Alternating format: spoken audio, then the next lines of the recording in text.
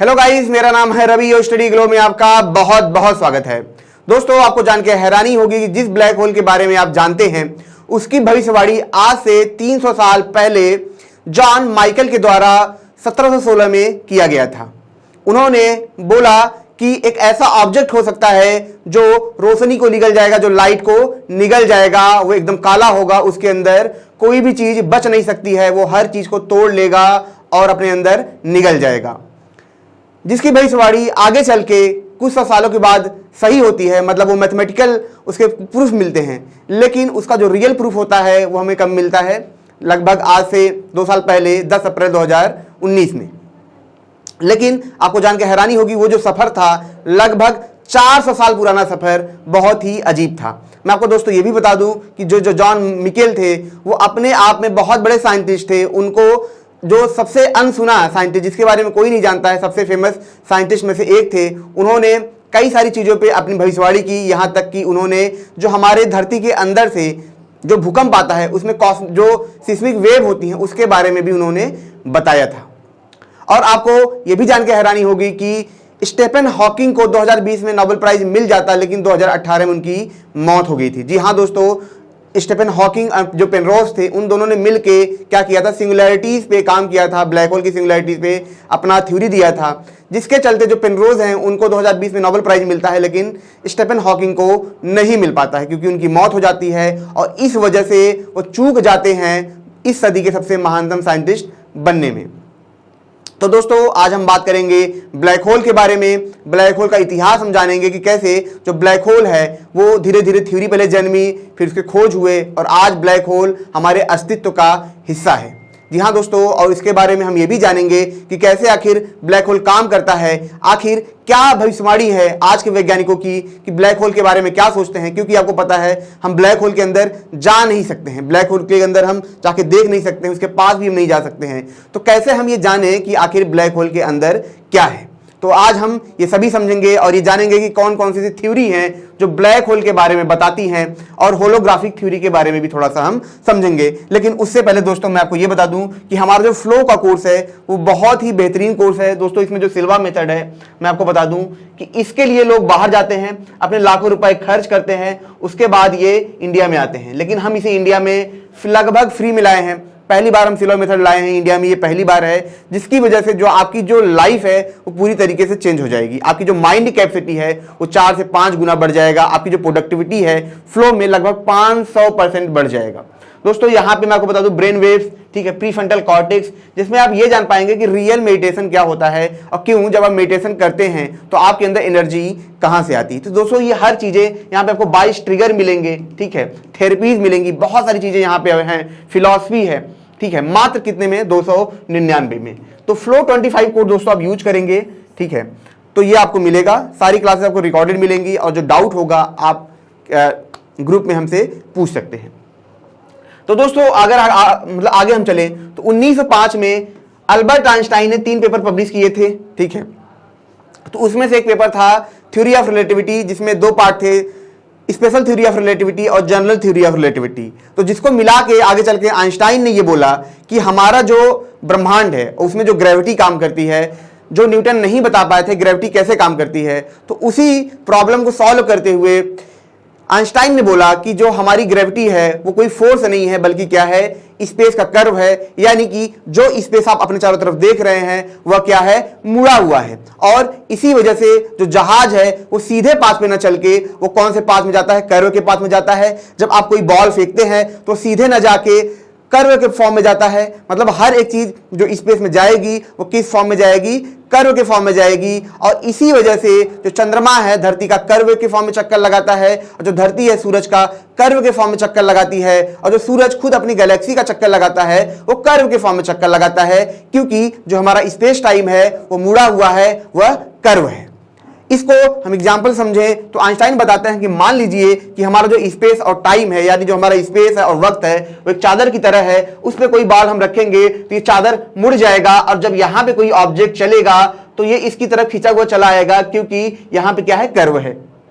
ये इन्होंने बताया था। अब क्या था दोस्तों, इसी को देखते हुए, ठीक है, यहां पे मैं आपको बता दूं कार्ल शवार्ज़शिल्ड, ठीक है, एक साइंटिस्ट होते हैं। वो आइंस्टाइन की थ्योरी उस समय काफी प्रचलित होती है, काफी ज्यादा फेमस होती है। आपको जान के हैरानी होगी कि आइंस्टाइन की ही थ्योरी पे मूवीज भी बनने लगी थी, लगातार उस पे मतलब डॉक्यूमेंट्रीज भी बन रही थी, मूवी पिक्चरें बन रही थी। तो ये उनकी थ्योरी का एक माहौल था। तो उसी माहौल में डूबे कार्ल शवार्ज़शिल्ड, इन्होंने क्या किया दोस्तों, इन्होंने उसको सॉल्व करना शुरू किया। यहां पे मैं आपको दिखा दूं, ये जो पिक्चर है इसी की मैथमेटिक्स को इन्होंने सॉल्व करना शुरू किया। और इन्होंने सोचा कि ठीक है कि एक ऑब्जेक्ट है वो स्पेस टाइम को क्या करता है, मोड़ देता है। लेकिन अगर एक ऑब्जेक्ट ऐसा हो जिसका मास बहुत ज्यादा हो तो वो क्या करेगा, स्पेस टाइम के चादर को, या जो हमका स्पेस टाइम है उसको इस हद तक मोड़ देगा, इस हद तक मोड़ देगा कि वो उसमें छेद हो जाएगा। यहां पे मैं आपको दिखाऊं, ठीक है, लगता है इमेज नहीं है तो हम इससे ही समझेंगे।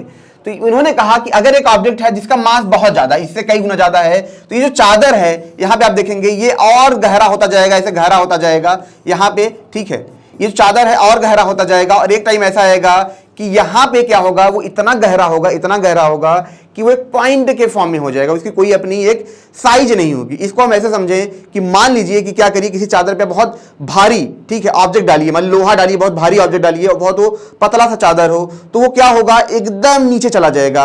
अब वहां पे आप देखें पॉइंट के फॉर्म में नीचे की तरफ वो लटक जाएगा और जो चादर की तरफ कर्व है वो बहुत ज्यादा गहरा होगा। अब मान लीजिए कि अगर एक चींटी हो यहां पे खड़ी हो तो शायद कम फिसले या शायद ना ही फिसले, लेकिन एक चींटी यहां पे होगा वो तुरंत डायरेक्ट इसके अंदर चला जाएगा। यानी कि यहां पे क्या है, ग्रेविटी बहुत ज्यादा है। और एक लाइट है जो यहां से जाएगी वो हल्का सा कर्व होगी, सूरज के पास से जाएगी, हल्का सा कर्व होगी, लेकिन एक लाइट जो है जब यहां से गुजरेगी तो सीधा इसके अंदर जाके डूब जाएगी और बाहर निकल नहीं पाएगी, क्योंकि यहां पे जो स्पेस टाइम का जो कर्व है, जो गहराई है वो बहुत ज्यादा है। और साथ ही साथ शवार्ज़शिल्ड ये बताते हैं कि इस गहराई में जो ऑब्जेक्ट रहेगा वो इन्हीं चादरों से इतना दब जाएगा, इतना ज्यादा दब जाएगा कि वो क्या होगा, उसका अपना साइज ही नहीं होगा। वो साइज किस फॉर्म में हो जाएगी, पॉइंट के फॉर्म में हो जाएगी। किस फॉर्म में, पॉइंट के फॉर्म में। मतलब कि यहां पे क्या है, सिर्फ एक बिंदु है और यही क्या है, ब्लैक होल है। यानी कि हम कहें कि जो ब्लैक होल है उसका अपना एक साइज नहीं है। ये कौन कहता है, ये कार्ल बोलते हैं।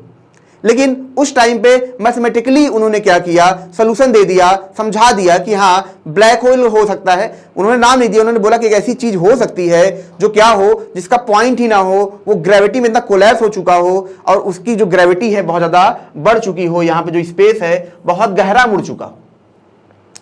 अब यहाँ पे जो कार्ल थे उन्होंने दिया था, लेकिन फिर दोस्तों एंट्री होती 1931 में किसकी, सुब्रमण्यम, ठीक है, चंद्रशेखर जो लिमिट इन्होंने दिया था, तो इनकी एंट्री होती है। और ये क्या देते हैं, चंद्रशेखर लिमिट देते हैं। कैसे देते हैं, ध्यान रहे कि जो जनरल थ्योरी ऑफ रिलेटिविटी थी किसकी, अल्बर्ट आइंस्टाइन की, उसी के इक्वेशन को इन्होंने क्या किया, आगे बढ़ाया। यहां तक मैं बता दूं जितने भी ये खोजे हुई हैं, स्टीफन हॉकिंग की, अल्बर्ट आइंस्टाइन की थ्योरी के बाद ही ये खोजे हुई, तो चंद्रशेखर आते हैं, वो क्या करते हैं, आइंस्टाइन की थ्योरी को फिर सॉल्व करते हैं, उसको आगे बढ़ाते हैं।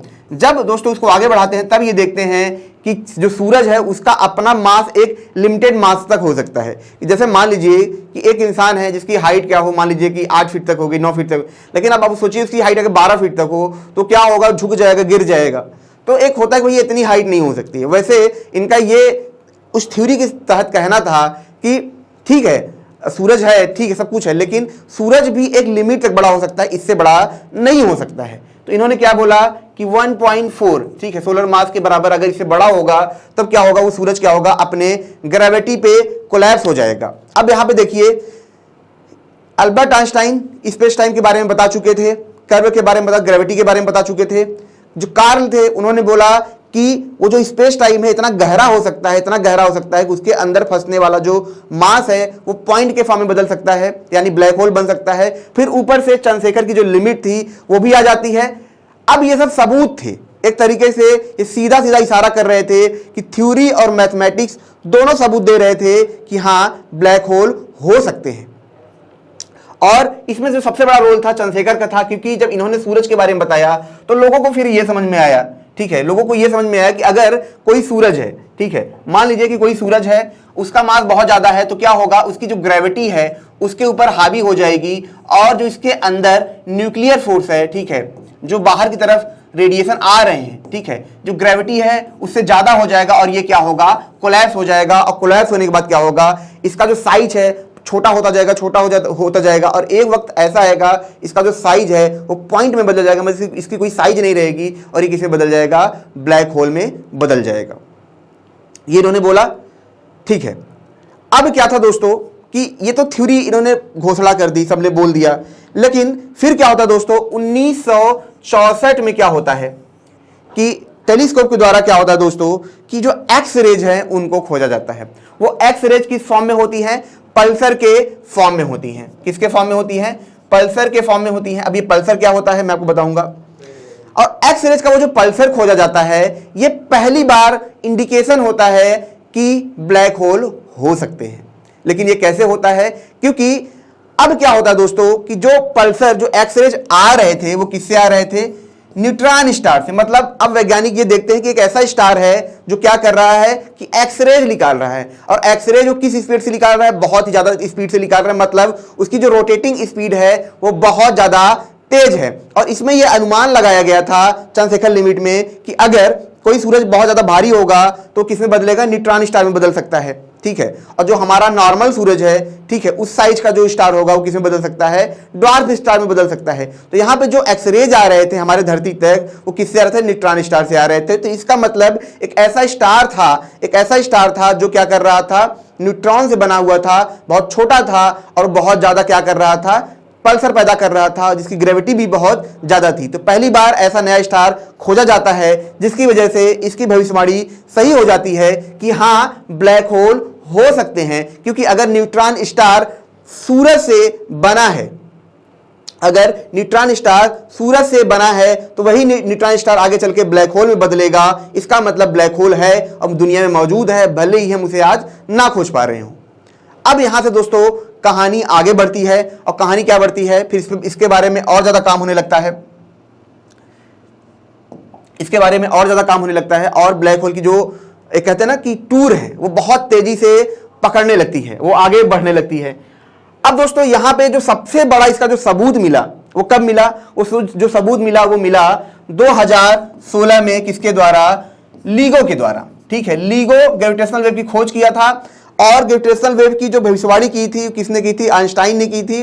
आइंस्टाइन ने बोला कि हमारे स्पेस के अंदर कोई भी ऑब्जेक्ट क्या होगा, जब अपनी गति को बढ़ाएगा, एक्सेलरेट करेगा, तो क्या होगा, ग्रेविटेशनल तरंगे पैदा करेगा। जैसे कि एक जहाज है, नदी के अंदर जब तेजी से स्पीड बढ़ाएगा तो वो क्या होता है, पानी में लहरें बहुत तेजी से छोड़ता है और वो लहरें किनारों तक आती है। वैसे ही उन्होंने बोला कि कोई ऑब्जेक्ट जो बहुत भारी होगा, जब वो बहुत तेजी से आगे बढ़ेगा, मूव करेगा, तो वो क्या होगा, ग्रेविटेशनल तरंगे छोड़ेगा।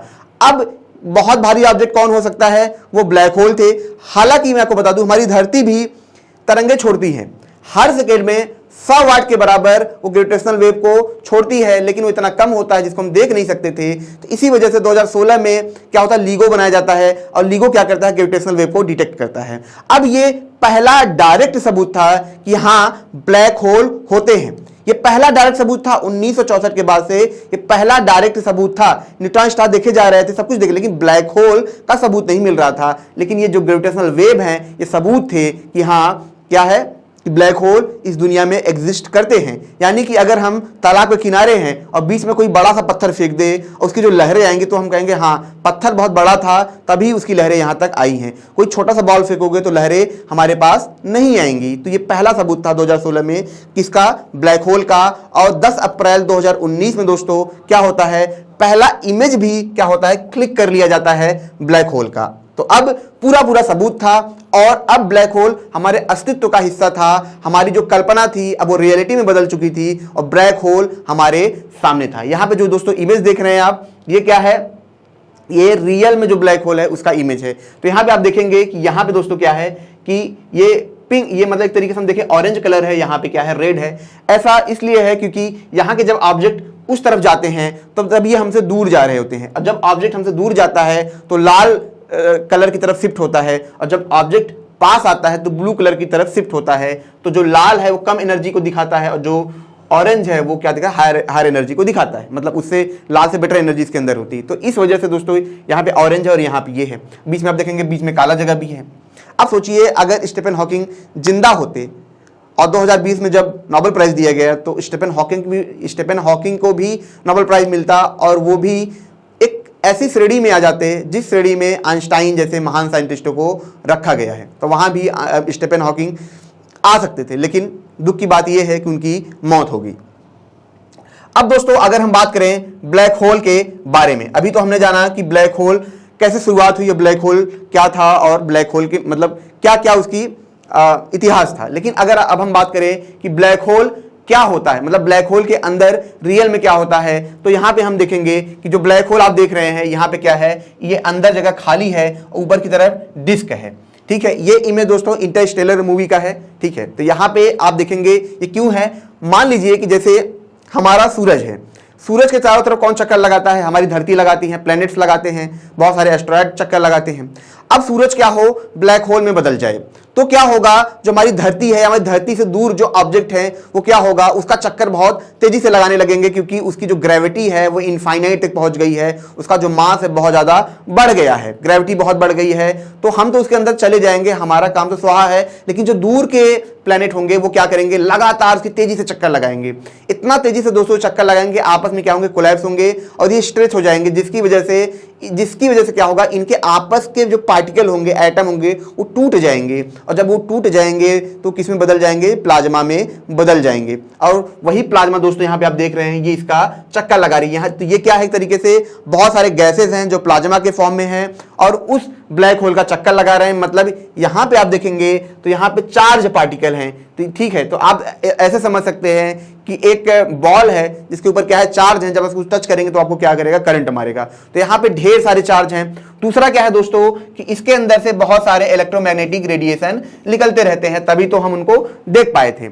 उसके बाद दोस्तों मैं बात करूं तो स्टीफन हॉकिंग ने जो बताया था, उन्होंने ये बताया था कि जो ब्लैक होल है, ठीक है, वो चीजों को खाएगा, लेकिन अगर ऐसा रहा वो खाता गया तब तो एक टाइम ऐसा आएगा इसकी ग्रेविटी इतनी बढ़ती जाएगी ये खुद में विस्फोट कर जाएगा। तो इसी को देखते हुए स्टीफन हॉकिंग ने अपनी एक और थ्योरी दी। उसमें क्या था दोस्तों, उन्होंने बोला कि ये ब्लैक होल है, यहां पास में क्या होते हैं, दो पार्टिकल पैदा होते हैं, पार्टिकल और एंटी पार्टिकल। लेकिन क्या होता है, जो एंटी पार्टिकल होता है वो बहुत पास होता है ब्लैक होल के, तो ये इसके अंदर चला जाता है और जो पार्टिकल होता है ये बाहर आ जाता है।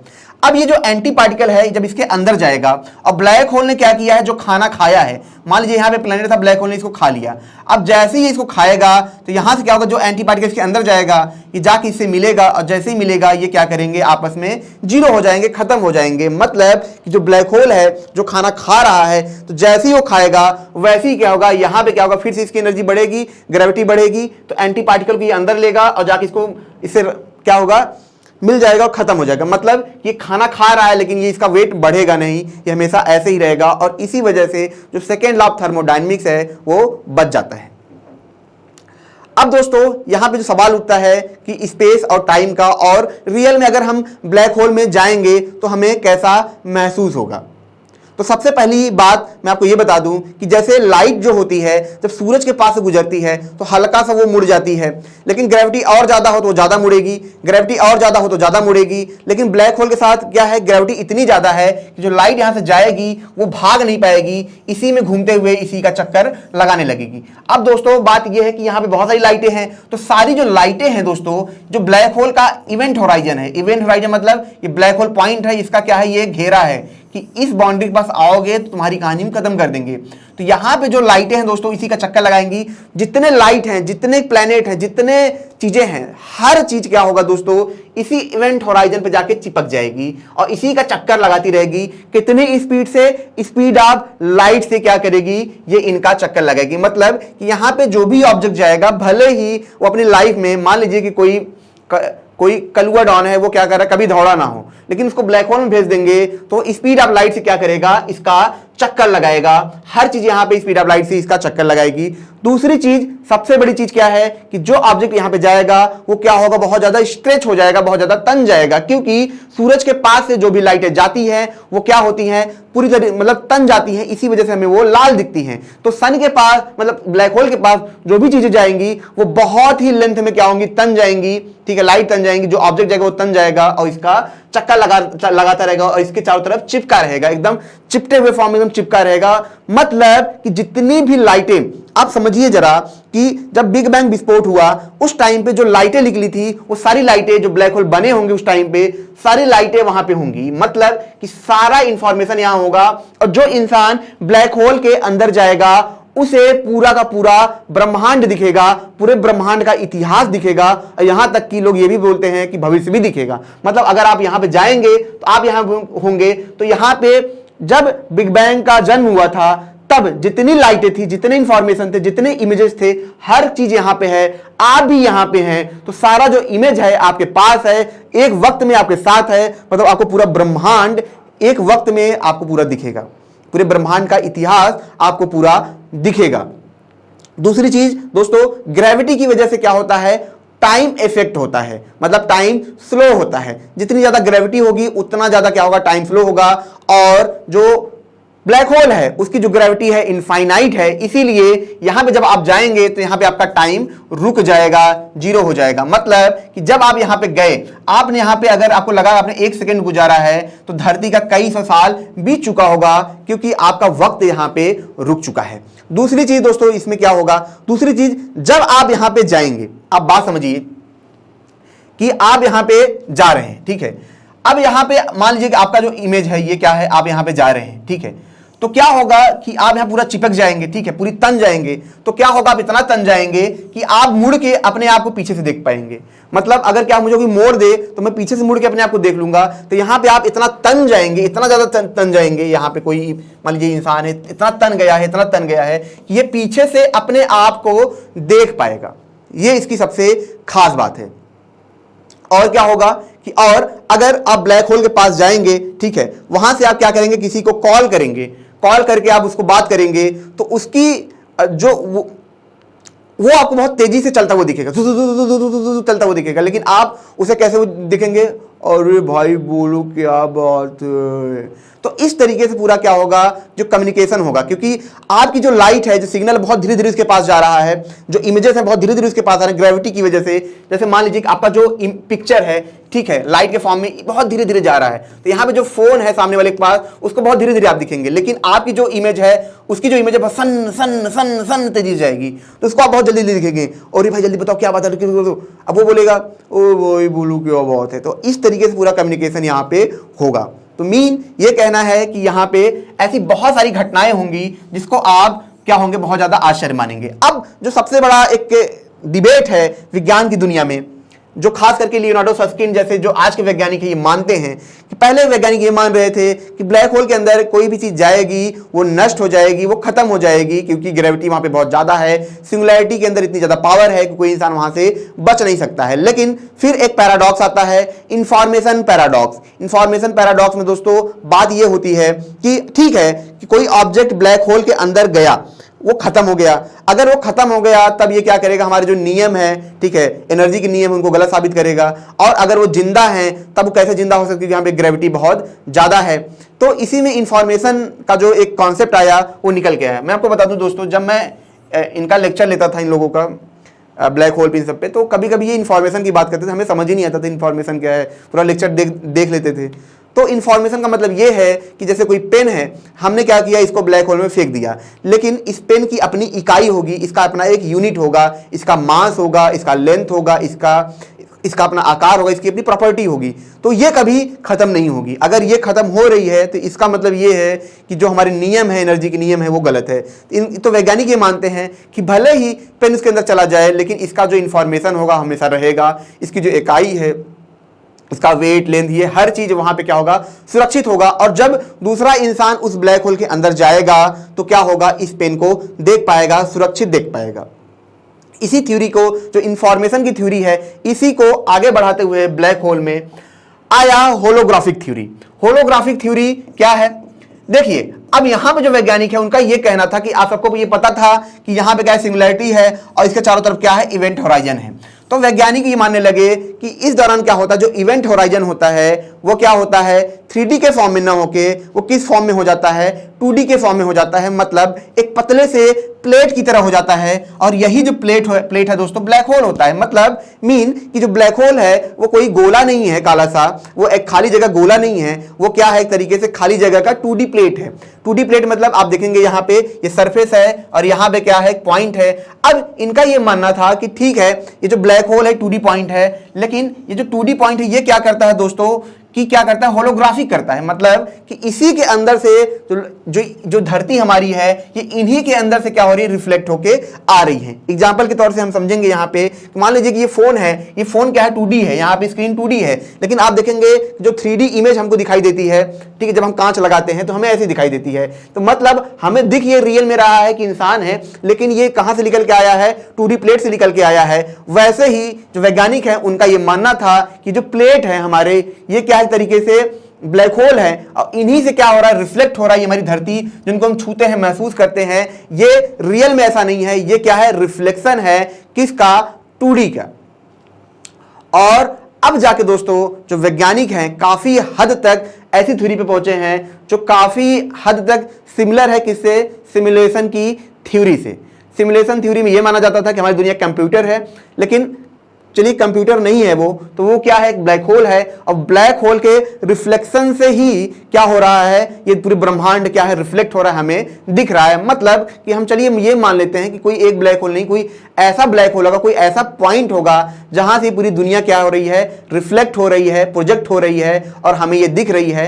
मीन कि हमारी दुनिया क्या है, एक तरीके से इल्यूजन है, एक तरीके से भ्रम है, जिसको हम छू रहे हैं, वो रियल में एग्जिस्ट नहीं करता है, वो क्या है, एक तरीके से प्रोजेक्शन है। और एक वक्त के बाद जिस दिन प्रोजेक्शन वो बंद होगा, वो बिंदु बंद होगा, ये पूरी दुनिया गायब हो जाएगी। यही तो हमारे वेदों में बोला जाता है, आज से नहीं, हजारों साल पहले से ये बोला गया कि ये दुनिया है क्या है, माया है। और आप जब किताबें पढ़ेंगे तो ये थ्योरी भी आपको वहां पे मिल जाएगी, प्रोजेक्शन वाली थ्योरी, जिसमें कि जो विष्णु है उनकी नाभि से पूरा ब्रह्मांड पैदा हुआ था।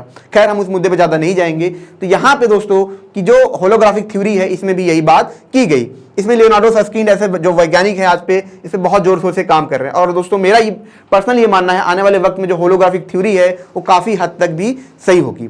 अब दोस्तों अगर हम आगे चलें तो आगे कुछ बचा नहीं है, क्योंकि ब्लैक होल की जो सारी जानकारी थी यहाँ पे आपको मिल चुकी है, इतिहास से लेके कि आज से 300 साल पहले कैसे शुरू हुआ और अभी तक ब्लैक होल कहां तक पहुंचा है। तो दोस्तों अब हम आगे चलें तो आगे दोस्तों आपके लिए क्या है, आगे हमारा जो कोर्स है दोस्तों फ्लो का, वो है आपके लिए, तो उस कोर्स को जरूर आप अवेल करें, ठीक है। जैसा कि मैंने बताया इसमें जो सिल्वा मेथड है ये इंडिया में कहीं पे नहीं है, ये पहली बार इंडिया में लाया गया है। तो अगर आपकी लाइफ को आपको बहुत ही बेहतर बनाना है तो इस कोर्स को जरूर अवेल करें। और ये जो लेक्चर है जिसपे जो काफ़ी लंबा लेक्चर था, तो इसको जरूर शेयर करें ताकि और भी जो लोग हैं उनको ये ब्लैक होल की जानकारी मिले। मिलते हैं नेक्स्ट लेक्चर में। Thank you so much.